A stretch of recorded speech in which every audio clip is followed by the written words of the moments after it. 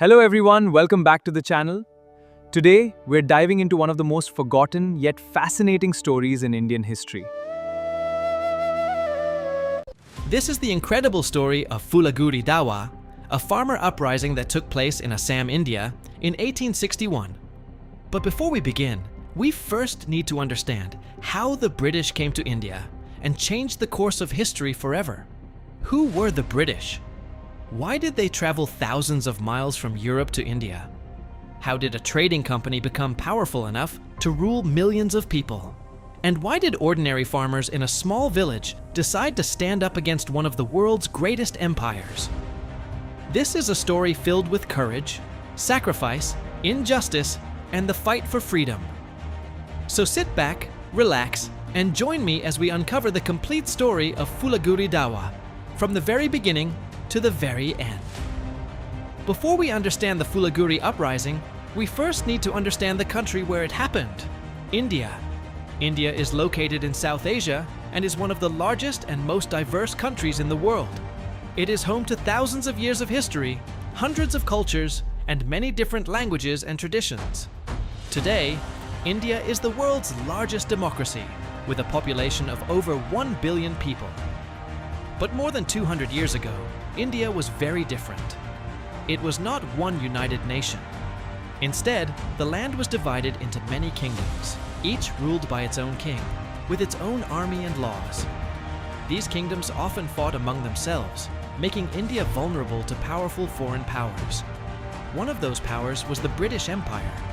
So, who exactly were the British? The British were people from Great Britain, an island nation in Europe. Today, Great Britain includes England, Scotland, and Wales. During the 18th and 19th centuries, Britain became one of the most powerful empires in the world. Its navy controlled the seas, and its ships sailed across the globe. The British Empire ruled territories in Asia, Africa, North America, and many islands around the world. People even called it the empire on which the sun never sets, because somewhere in its vast empire, the sun was always shining. Britain became rich through global trade, but it wanted even more wealth, resources, and influence. That desire would eventually bring the British to India and change the course of history forever. To understand the Phulaguri uprising, we must now travel to a beautiful region in northeastern India called Assam. Long before the British arrived, Assam was ruled by the Ahom kingdom, which remained independent for nearly 600 years. The people of Assam lived mainly by farming, fishing, and local trade.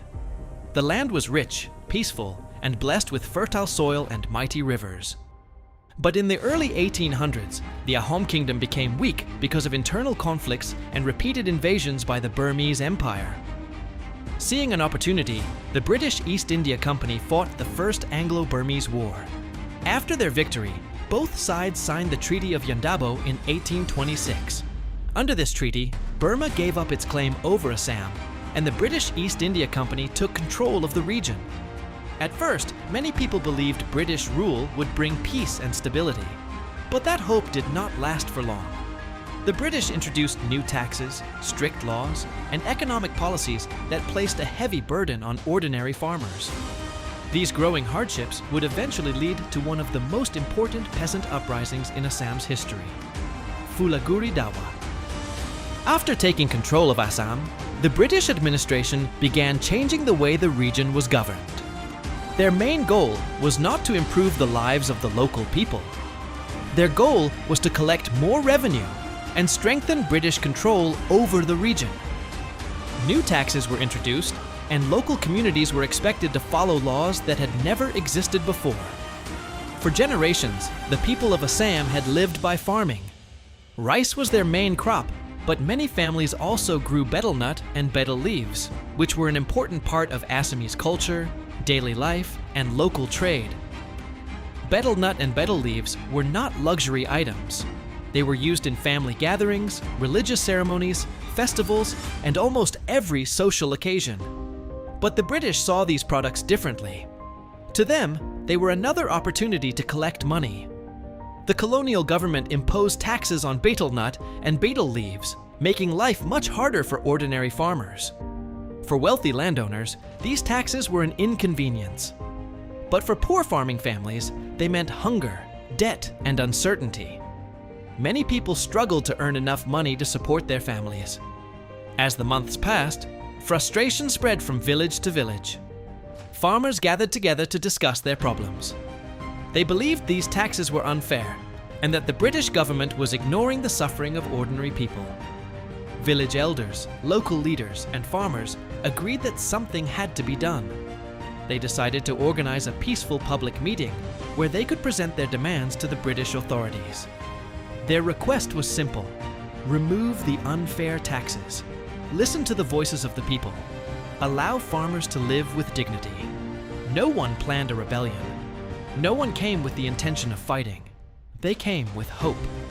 They believed that if thousands of farmers stood together peacefully, the British officials would finally listen. That meeting was planned in a place called Phulaguri, in present-day Nagaon district of Assam. None of those farmers could have imagined that this peaceful gathering would soon become one of the most important uprisings in Assam's history. The year was 1861.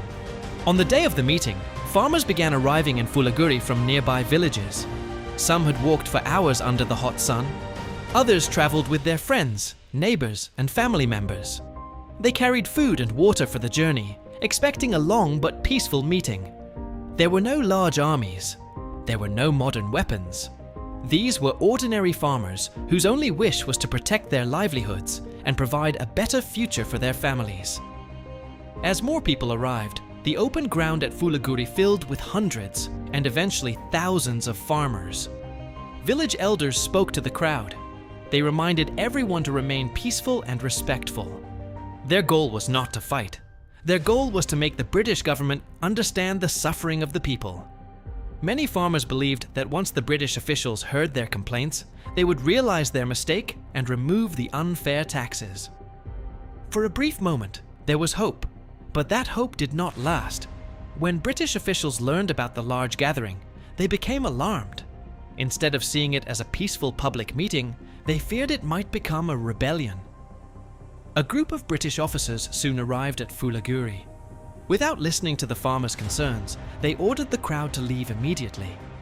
The officials declared that the gathering was illegal and warned everyone to return home. The farmers refused. They had come too far and suffered for too long to leave without being heard. They stood together, calm but determined. Neither side was willing to step back. With every passing minute, the tension between the farmers and the British officials grew stronger. No one realized that within moments, this peaceful meeting would change the history of Assam forever. The atmosphere at Phulaguri became increasingly tense. The British officers demanded that everyone leave immediately. The farmers remained calm. They explained that they had gathered only to speak about the unfair taxes that were making life unbearable. One of the village elders stepped forward and respectfully requested that the British officials listen before making any decision. But the officials refused. Instead of opening a discussion, they repeated their order and warned that anyone who disobeyed would face serious consequences. The crowd stood silently. No one wanted violence. They wanted justice. According to historical accounts, the confrontation escalated when a British officer attempted to detain one of the protesters. The crowd reacted immediately. Within seconds, the peaceful gathering turned into confusion and panic. People shouted. Some tried to stop the officers. Others rushed forward to protect the farmer who was being detained. In the chaos, a violent clash broke out between the farmers and the British officials. During the confrontation, Assistant Commissioner Lieutenant Herbert Sconce was attacked, and another British official was also caught in the violence. What had begun as a peaceful meeting had suddenly become one of the most dramatic moments in Assam's colonial history. The event shocked the British administration. News of the clash spread rapidly across the region. For the British government, this was no longer just a protest about taxes. Hello They now everyone, saw it welcome back as to a the direct channel. challenge to their Today, authority. we're diving into one of the most... The But uprising before that we began begin, in the small village of we Phulaguri first need to would soon be understand remembered House of throughout History Assam as forever. Phulaguri Dhawa. Who were the